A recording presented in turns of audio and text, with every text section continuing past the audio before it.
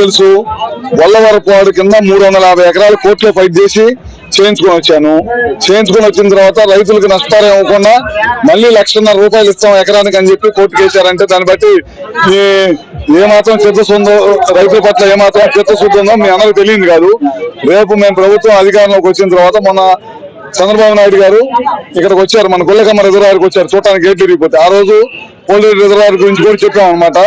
నిర్వాసితులు చాలా ఇబ్బంది పడుతున్నారు, ఈ రిజర్వాయర్ కాలువ పూర్తి చేయాలి, చెరువులకు రిజర్వాయర్లు నింపాలి, ప్రాంత రైతాంగానికి ఇబ్బంది లేకుండా చేయాలి. ఇవన్నింటినీ కోర్టు కేసులు అన్నింటినీ కూడా ఛేదించుకొని ఖచ్చితంగా రాబోయే రోజుల్లో ఈ ప్రాంతానికి రిజర్వాయర్ని పూర్తి చేస్తాం.